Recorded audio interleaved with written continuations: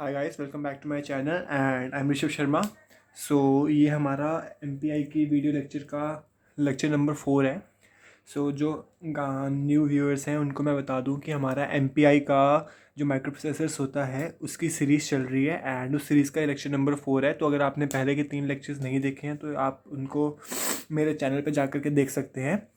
तो आइए गाइस, हम शुरू करते हैं। तो इस लेक्चर में हम लोग क्या बात कर रहे थे? हम लोग बात कर रहे थे इंस्ट्रक्शन सेट्स की। तो इंस्ट्रक्शन सेट में आज हमारा दूसरा सेट है जो हमारा होता है अर्थमेटिक इंस्ट्रक्शन सेट। तो अर्थमेटिक इंस्ट्रक्शन सेट, तो ये जान के आपको खुशी होगी कि यार आज का जो ये सारे इंस्ट्रक्शंस करने के बाद हमारा आधा इंस्ट्रक्शन सेट ख़त्म हो जाएगा, है ना।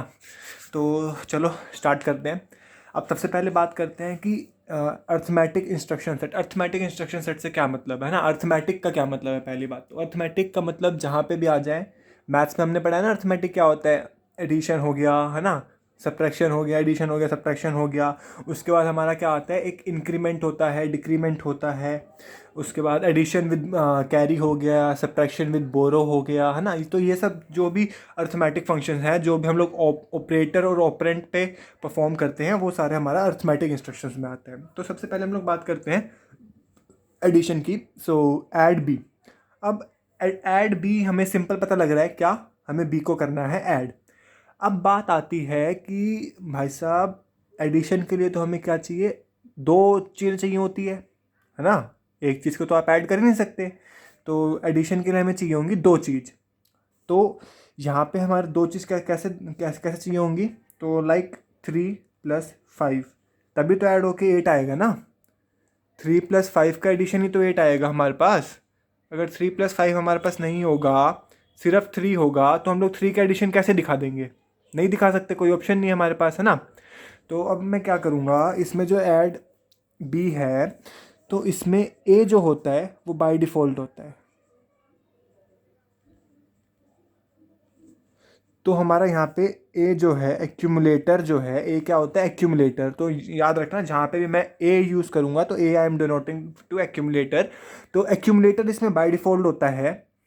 अब हम क्या करेंगे, तो हमें क्या करना है, this implies add A to B, है ना, ऐड ए टू बी।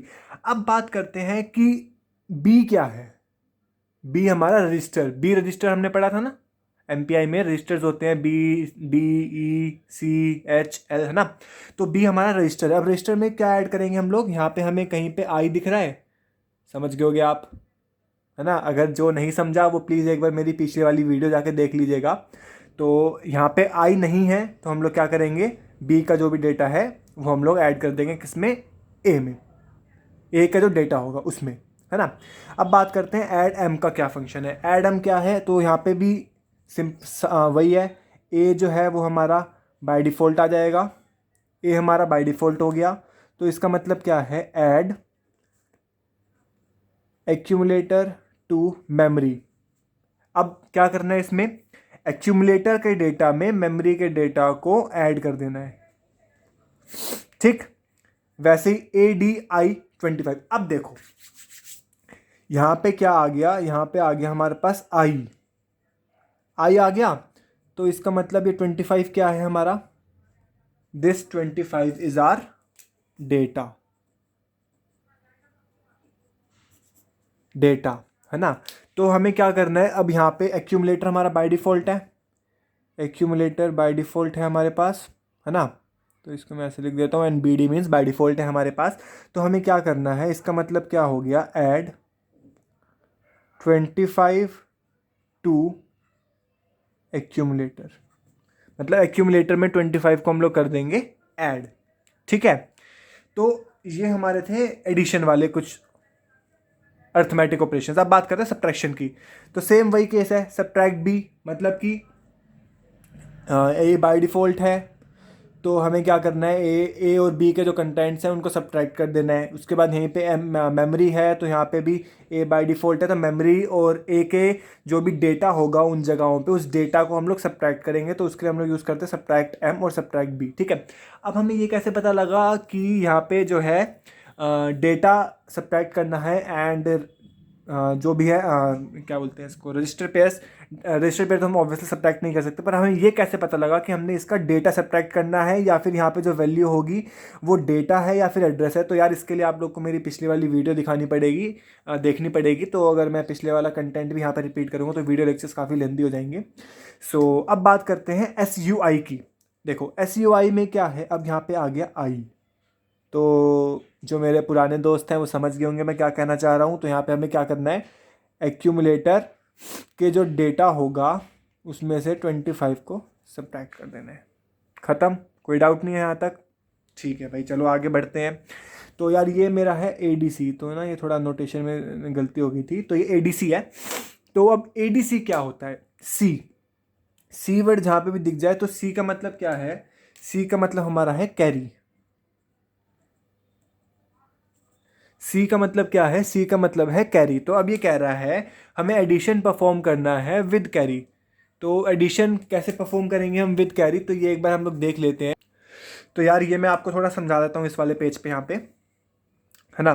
तो सबसे पहली बात तो हमारे MPI में कैरी फ्लैग्स होते हैं, सबको पता ही होगा कैरी फ्लैग्स कौन कौन से होते हैं, या तो 0 हो सकता है या फिर 1 हो सकता है ना। तो अब मैं अगर बात करूँ कि सिंपल एडिशन, अभी इसके अर्थमेटिक हम लोग नहीं कर रहे, अभी बात कर रहे हैं हम लोग सिंपल एडिशन की। तो सिंपल एडिशन में अगर मैं करूँ 99 + 99, तो 9 + 9 18, 1 and 8, 9 + 9 18 and 1 19, है ना। तो अब इसमें ये 1 मतलब ये 1 क्या है, ये हमारा क्या है, कैरी फ्लैग। कैरी फ्लैग है ना यहाँ पे हमारा 1।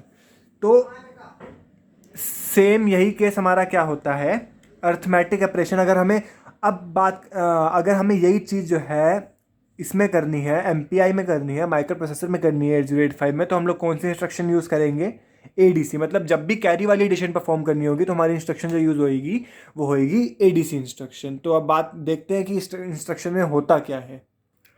तो इसमें क्या होता है, देखो A तो जो है वो हमारा बाय डिफ़ॉल्ट है ना, A बाय डिफ़ॉल्ट है, प्लस करेंगे B के, ठीक है भाई, B के डेटा को प्लस कर लिया।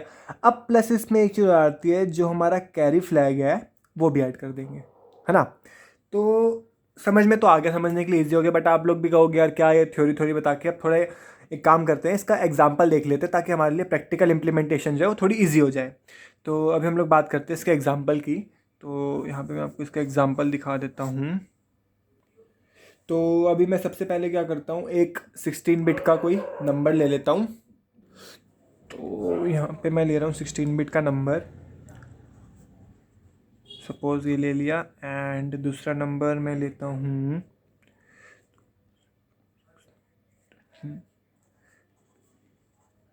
ठीक, ये मैंने कोई 2 नंबर लिए हैं, है ना। तो हाँ दिख रहे हैं आपको। अब बात करते हैं इसको एडिशन ऐड करते हैं सिंपली। तो यहाँ पे आ जाएगा 9, यहाँ पे आ जाएगा 11, यहाँ पे 1, यहाँ पे आ जाएगा 3, ठीक है। तो 3 1 1 9 इसका एग्जाम्पल आ गया। अब भाई जो हमारा 8085 का माइक्रो प्रोसेसर है वो है 8 बिट का, ठीक। इसका आंसर कितना आ रहा है, 16 बिट का। तो अब समस्या ये है कि हम इसको स्टोर कैसे करें। तो उसके लिए हम लोग क्या करते हैं, इसको स्प्लिट कर देते हैं। इसको हम लोग स्प्लिट कर देते हैं, 8 बिट अलग, 8 बिट अलग। तो अब क्या होता है, स्प्लिट करने के बाद तो इसमें क्या होता है, देखो जो हमारा ये वाली जो टर्म है, ये तो इसको जब हम सॉल्व करेंगे तो ये आ गया 19, सीधा सा, कोई दिक्कत नहीं है। तो यहाँ पे मैं क्या परफॉर्म लगाऊंगा, सिंपल ऐड। तो इस साइड मैंने क्या लगाया है, सिंपल ऐड। अब बात करते हैं इस साइड। तो इस साइड देखो कि इस साइड अगर मैं इसको ब्रेक डाउन करूँ तो मैंने किया क्या है, बेसिकली मैंने किया है 10 + 20 + 1, यही किया है ना मैंने, 10 + 20 + 1, जिसमें हमारा 1 क्या है, ये 1 है हमारा कैरी फ्लैग। ये 1 ये क्या है, ये हम कोई भी ले लेते हैं, आप B रजिस्टर में हो गया, ये हमारा A में हो गया, है ना।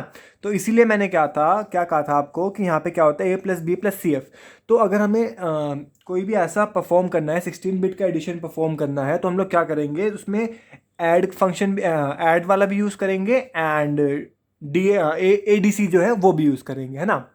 तो ऐसे ऐसे होता है।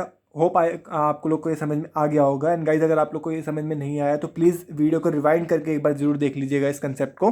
तो अब हम बात करते हैं ADC कैरी विद M। तो यहाँ पे क्या होगा, बस B की जगह पे M आ जाएगा, बाकी सब कुछ सेम रहेगा। अब आता है ACI। अब ACI में क्या है, बाकी सब कुछ सेम रहेगा, बस क्योंकि यहाँ पे I लग गया है तो ये क्या बन गया हमारा, ये हमारा बन गया डेटा।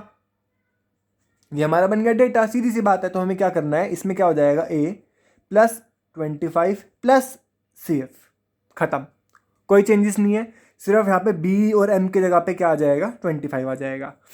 अब हम लोग बात करते हैं SBB की। SBB क्या है, SBB मतलब सब्ट्रैक्शन विद बोरो, है ना। सब्ट्रैक्शन विद, जैसे यहाँ पे कैरी फ्लैग जनरेट हो रहा था वैसे यहाँ पे सेम केस है, बोरो फ्लैग जनरेट हो जाएगा।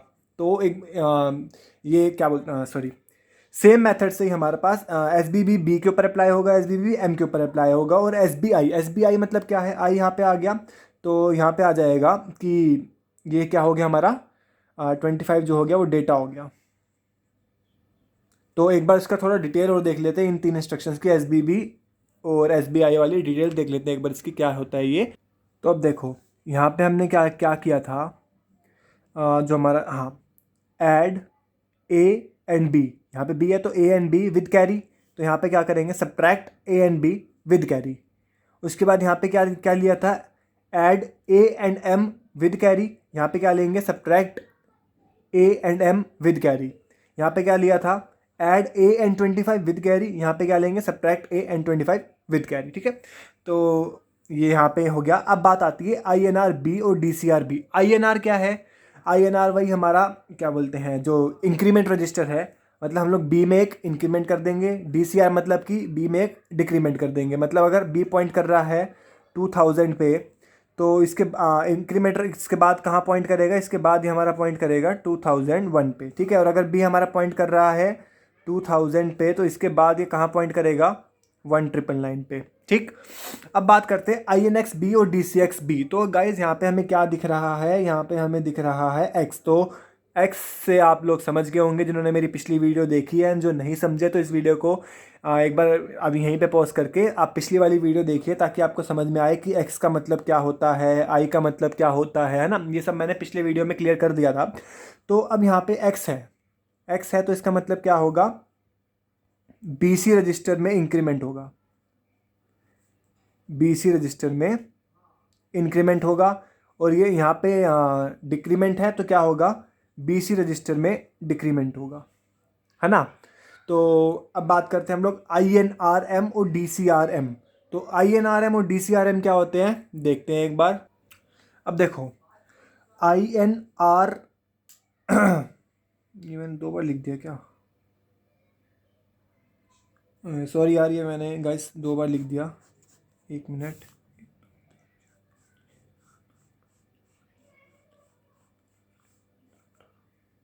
हाँ ठीक है गाइस, यार ये मैंने गलती से 2 बार लिख दिया था, तो ये कुछ नहीं। अब हमारी सिर्फ 2 इंस्ट्रक्शन बची है, that is dad and DAA। सो ये 2 जो है ये काफ़ी मेन इंस्ट्रक्शंस हैं, तो ये 2 हैं काफ़ी मेन हैं। तो एक्चुअली जो इन सब की समरी वगैरह है, निचोड़ वगैरह है, वो हमारा इन 2 इंस्ट्रक्शंस में लगने वाला है अभी। तो काफ़ी इंपॉर्टेंट इंस्ट्रक्शंस है, तो इनको एक बार देख लेना, ध्यान से समझना। तो DAD होता क्या है, डबल एडिशन, है ना।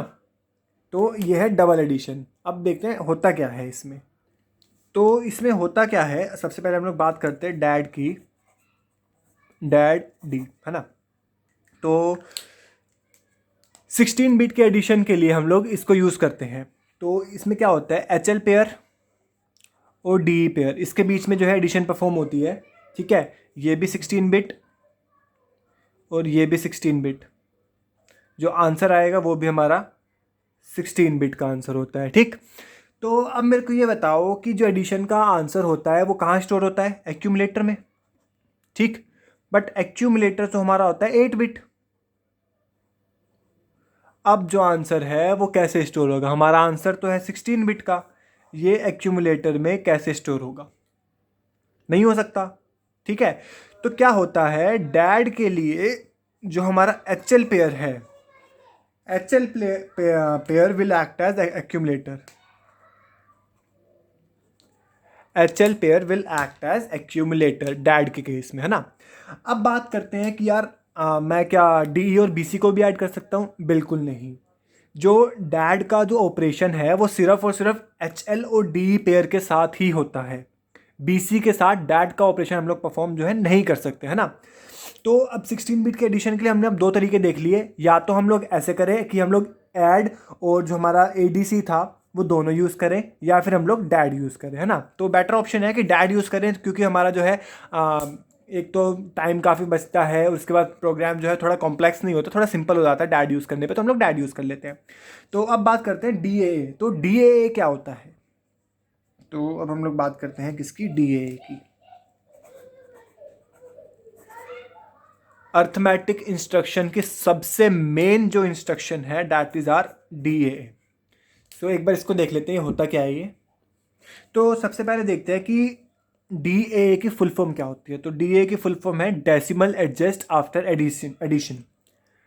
डेसिमल एडजस्ट आफ्टर एडिशन, है ना।